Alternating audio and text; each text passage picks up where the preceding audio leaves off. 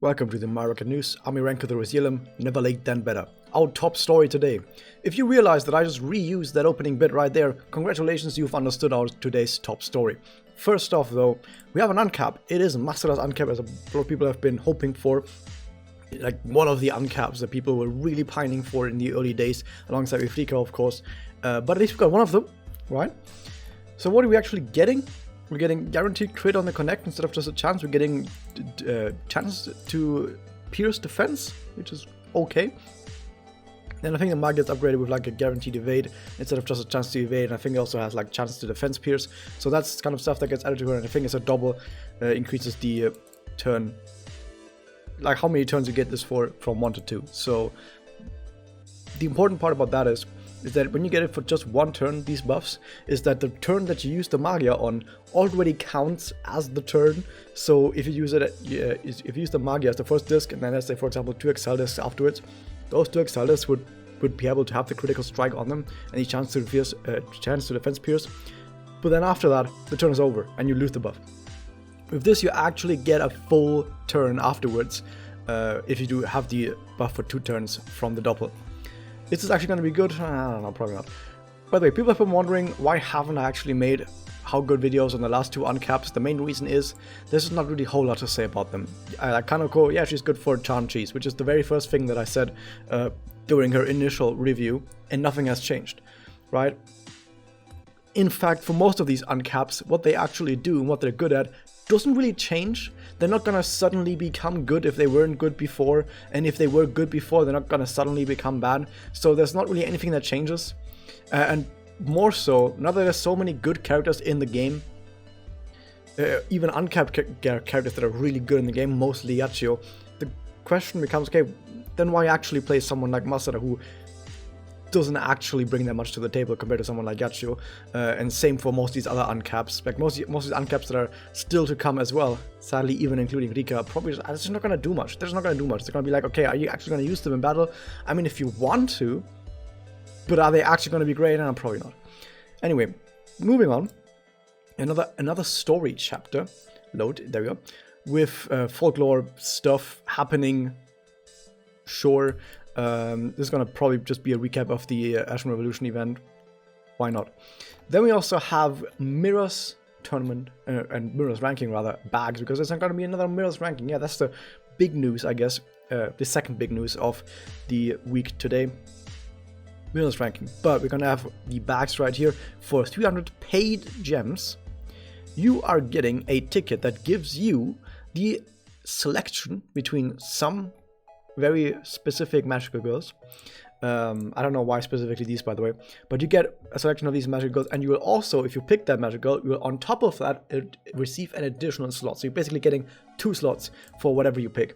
The characters that you can pick are Mifuyu, Mitama, Shizuka, Sudachi, Yuna, Kokoro, Hana, Sayuki, Riko, and Sai. Out of these, I think Sai and Sudachi are probably the most useful generally for mirrors. Probably the only that are generally useful for ranked mirrors, Sudachi or Sai. So how good is this actually? Well, if you specifically want any of these characters, or one of these characters rather, then yeah, this is actually a really good deal. If you don't want specifically any of these characters, or I don't know, you don't want to play a character on only 2 slots because you don't have them yet, and you would only get them to 2 slots with this, then I don't know. But yeah, if you specifically want 2 slots for any of these characters, yes, it's great. Otherwise, probably not so much. Moving on, what else do we have? We have another Memoria gacha. Ooh, who cares? Next up, we have, more importantly, the new big gacha. Okay, so I was talking about reusing earlier and recycling. So here's the thing. I said when the anime ended, people were like, oh my god, they're totally gonna do an Iroha anime version. And I was like, well, you already have the Iroha anime version. It's in MagiReco and Iroha. Those are already basically anime versions.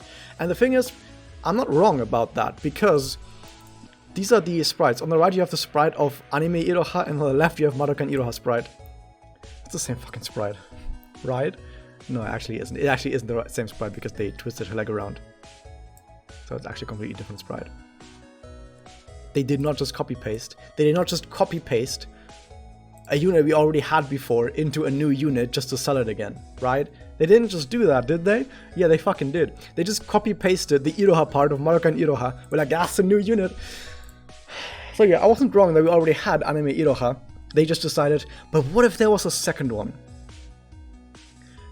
Okay, now before anyone gets mad, you can rest assured that you can very easily skip this entire gacha. Why? Because she's fucking terrible. She's actually just terrible. Why? Because she's a hardcore healer. Healing is bad in this game.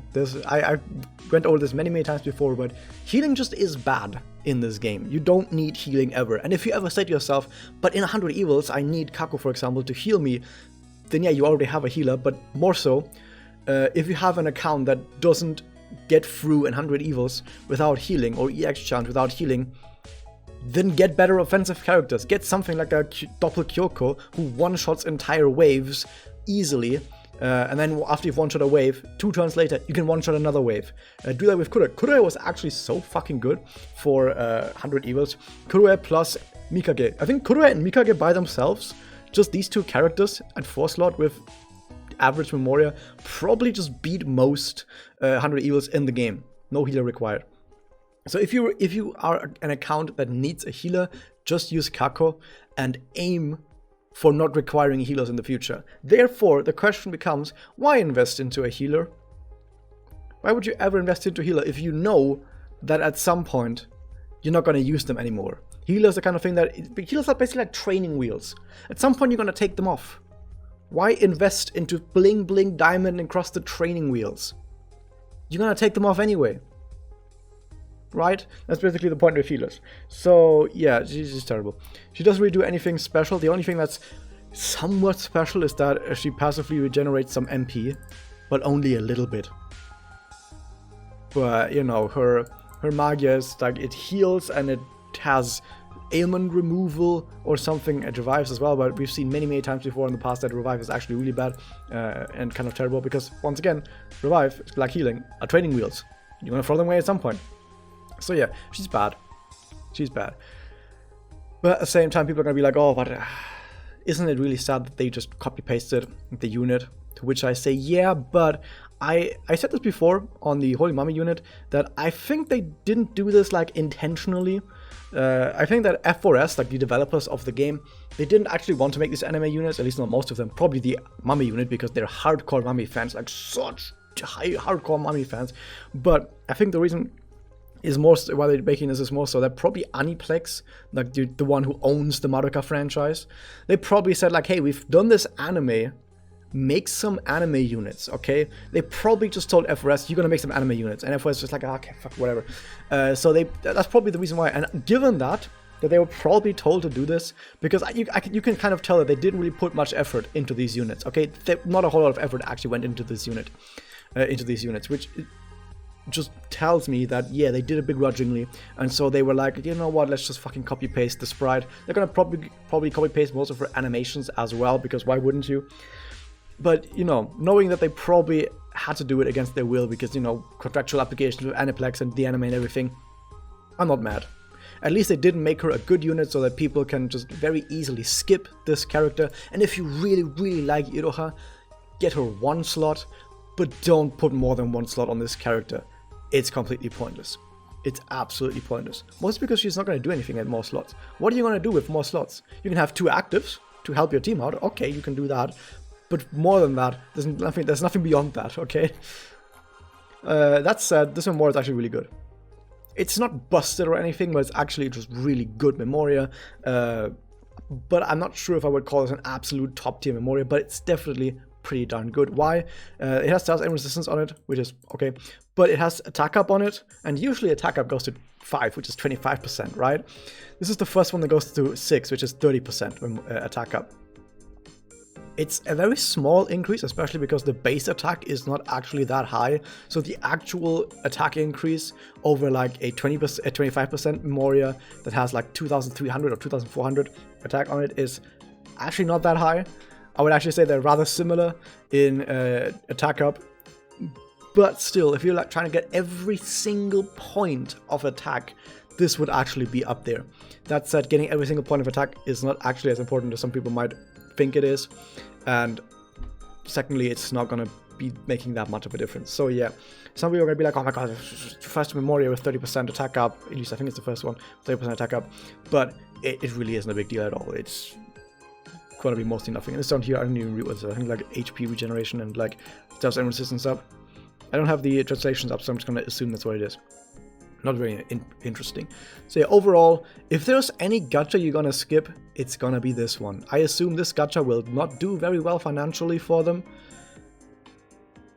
Mostly because on one hand it's Iroha, and we have so many Irohas in the game right now, and Iroha is not even one of the most popular MagiReco characters. She just isn't, even though she has like 90% of all the game's marketing rests entirely on her shoulders. She still isn't one of the most popular characters in the game, which tells you that, by the way, maybe they should have put their marketing on characters that actually people care about. You know that Ren is so much more popular than Iroha, even though Ren has no marketing for her? Kind of crazy. Makes you think what happened if they actually marketed Ren and Rika from the start, instead of, you know, a character that most people don't actually like. Anyway, point is, skip. Unless you like Iroha, in which case, one slot. But I cannot, even if you are a die-hard Iroha fan, can tell anyone to go 4-slot on this. Unless you're like a millionaire or something, and you really like Iroha, whatever. Anyway, moving on. Mirror rankings. Just regular mirror rankings is going to be from the 18th to the 24th. I'm going to probably throw most games. I mean, not throw as in like lose, but I'm just going to use like solo Anayachi, just one shot every single team, which I think is still good enough for like maybe barely A rank, maybe A3, barely A3, I don't know, or A1, I don't know. The point is, I'm just going to one shot every single team from start to finish, just to get through each battle with wins, because winning still gives you more mirrors coins. But I'm not going to put more effort than that into this. Most people don't. This is the thing. I've talked to a lot of people on the Discord that I have open right here, and most people just don't care about mirrors rankings. It's only like very few people that actually want a good rank. And if you don't want a good rank, just do something like Aniyachi, where just one-shot enemy teams to just get the rewards and duck out, right? But yeah. This is the Memoria, the special Memoria that you can buy from the special mirrors coins. It has Guardian Chance, defense up, and damage cut, which is really good. But that said, outside of tournament teams, you're probably not going to use a Memoria like this anyway. So for the average player, this probably won't be a good Memoria anyway, because average players probably need more damage and not like Guardian Chance defense, right? Moving on, what else do we have? We have Mitama training, because they wanted to have like some event running during Mirrors ranking, because just Mirrors ranking by itself is kind of boring. So there's training. Okay, sure, whatever. And the last thing, it's 1700 days since release. Well, what are we getting? What are we getting for the 1700 days since release? Drum roll. Well, we're getting our bags again. There's also login bonuses with a 10 roll on the 7th login. Cool. Half AP and double experience and whatever, as usual. You know, the usual stuff. But the important part are the bags. And what do you get? So you have the 500 paid gems bag, which I think, just like last time, is actually not that good value. You get one innocent gem, which is basically a free slot for anyone, and you get a 4-star overlimiter core, which is good, but not worth this much paid gems. So overall, unless you're a whale, I mean, if you are a whale who spends a lot of money on this game anyway, this is a good deal, right? This is a good deal if you're a whale. But if you're not a whale, don't bother. Don't bother with this if you're not a whale, okay? But more importantly, this down here is one 4-star overlimiter core for 250. Oh, sounds like a weird deal. But the thing is, this is also for unpaid gems, for free gems. Oh. So everyone can buy this for 250 normal gems. Ooh. And here's the thing, they had this I think last time as well, the 1600 day, and I bought both of these bags that also had 2 overlimiter cores. And I'm gonna buy them again. I'm once again gonna throw 500 gems to buy both of these bags, because there's 2 of these in the shop. I think there's only 1 of these in here, let me check. But yeah, the point is, they're just, 4-star overlimiter cores are just so good that you really should do it. Okay, this one back up here is 1 per player. This one down here is 2 per player. So you can buy this back down here twice, and this one up here once. So I'm gonna buy both of these bags down here for both 250 gems. 4-star overlimiter cores are so important. Why? Because it's just so difficult to actually get MLBs, maximum breaks, of like limited Memoria, really strong limited Memoria. Okay, if you look, for example, at the recent event. Let's say the Kurue event, because that one had a really fucking good limited memoria. The limited memoria for the Kurue event was so fucking good. I happened to get it MLB twice. I have 2 MLBs of that memoria before I got Kurue 4 slot, but that's kind of the outlier. I know of plenty of people who got 4 slot Kurue and they had like 1 or 2 of that memoria. It's really difficult for most people, including me as well, on other events. There have been plenty of other events in the past where I've gotten 4 slot like final tard without even getting 1 of her event memoria. You know, this shit just happens sometimes.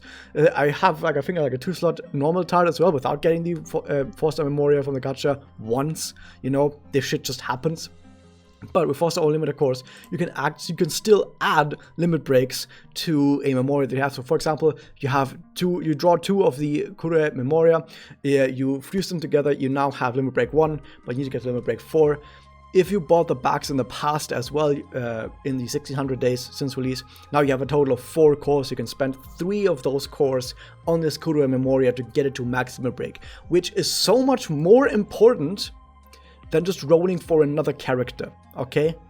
Getting an MLB of a good 4-star memoria, of a great 4-star memoria, is so goddamn fucking important. You can't even believe how important it is to have really strong memoria at MLB, and this helps you so much. I think an overlimited core 4-star is actually more important than a ticket that would allow you to pick any character in the game.